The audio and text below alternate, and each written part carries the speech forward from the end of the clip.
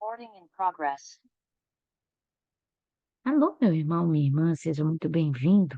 Vamos nós juntos aqui no 23º dia da nossa mistagogia.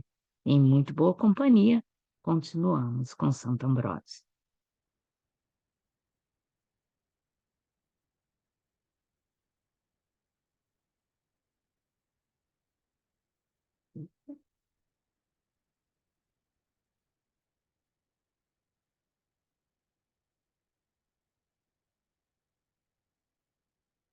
Muito bem. Nesse 24º dia, nós vamos ver palavras de poder. E o que Santo Ambrósio vai nos falar? Talvez você diga, o pão que vejo é pão comum. Sim, é pão, antes das palavras da consagração. Mas quando a consagração foi adicionada, o pão se torna carne de Cristo. Como o pão pode ser o corpo de Cristo? Pela consagração. Mas em que palavras e em que frases se realiza a consagração? As do Senhor Jesus Cristo. Por todas as outras coisas que são ditas durante a missa, as partes anteriores do serviço são ditas pelo Padre, como elogios oferecidos a Deus, oração pelo povo, pelos reis, pelos governantes, pelo resto. Mas quando se trata da consagração do venerável sacramento, o padre não usa mais o seu próprio idioma ou as suas próprias palavras. Ele usa as frases de Cristo. Portanto, é a palavra de Jesus Cristo que consagra o sacramento da Eucaristia. Qual é a palavra de Cristo? É a palavra pela qual todas as coisas foram feitas no universo. O Senhor ordenou e o céu foi feito. O Senhor ordenou e a terra foi feita. O Senhor ordenou e os mares foram feitos. O Senhor ordenou e toda criatura foi produzida. Você vê, então, quão eficaz é a palavra de Cristo? A palavra do Senhor Jesus é tão poderosa que pode criar algo onde não existia nada. É tão poderosa que as coisas anteriores existentes devem ser transformadas em outra coisa completamente diferente. O céu não existia, o mar não existia, a terra não existia, mas como Davi falou, ele ordenou e essas coisas foram criadas, conforme o Salmo 148. Então, eu respondo a você, não era o corpo de Cristo antes da consagração, mas após a consagração, eu lhe digo, agora é o corpo de Cristo. Ele falou e foi feito. Ele ordenou e foi criado.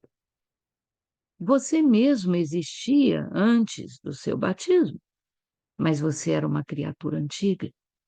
Depois de ter sido consagrado, você se torna uma nova criatura, filho de Deus. Você sabe como você se tornou uma nova criatura? É o que está escrito em 2 Coríntios 5,17.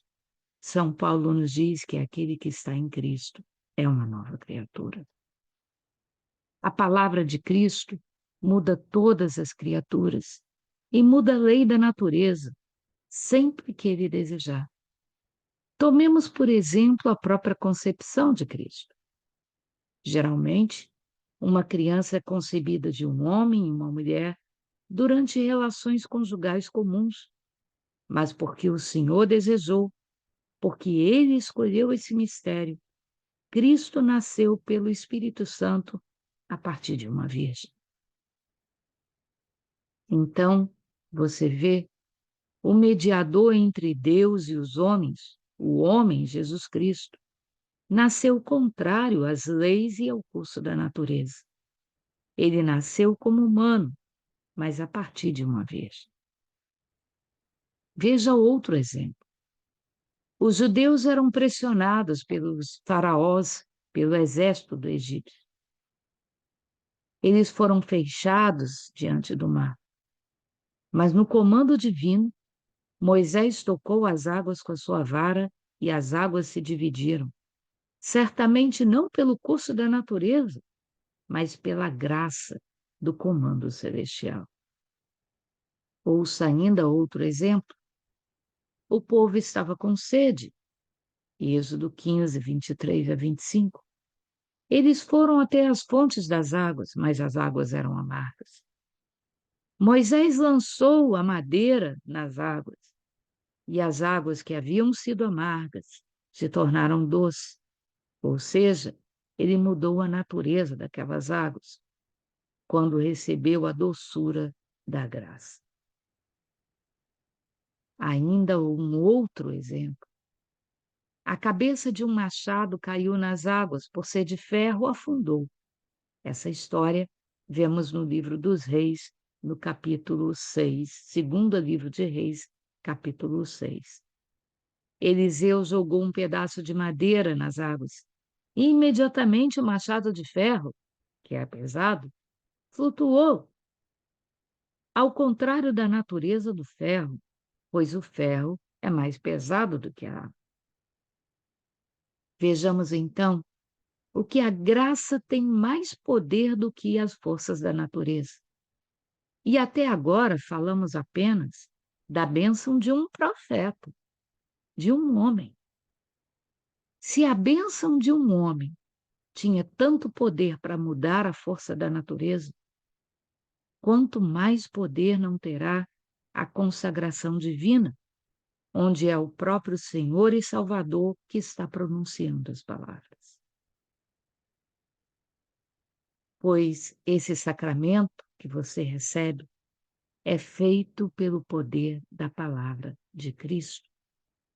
Se a palavra de Elias tinha poder suficiente para derrubar fogo a partir do céu, as palavras de Cristo não terá poder para mudar a natureza dos elementos e fazer pão se transformar em corpo e vinho se transformar em sangue? O próprio Senhor Jesus proclama: este é o meu corpo. Existe uma natureza antes da bênção das palavras celestiais, mas após a consagração, após as palavras de Cristo, o corpo muda de significado, muda de substância, se transforma de pão em corpo do Senhor. Ele próprio fala de seu sangue. Antes da consagração, ele tem outro nome, vinho, mas depois da consagração, passa a ser chamado sangue. E você, ao ouvir essas palavras, você diz amém, ou seja, é verdade. Deixe o seu coração sentir o que as palavras pronunciam.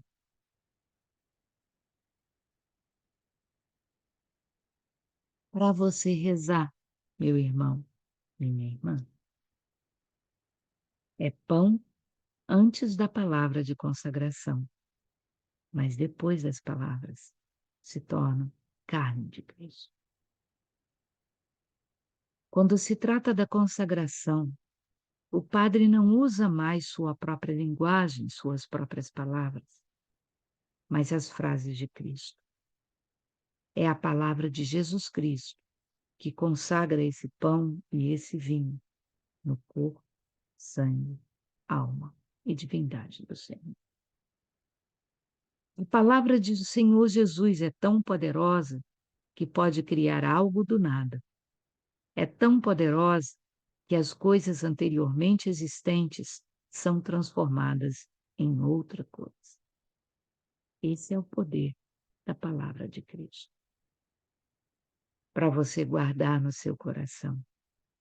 Ele falou e foi feito. Ele ordenou e foi criado. Para você praticar.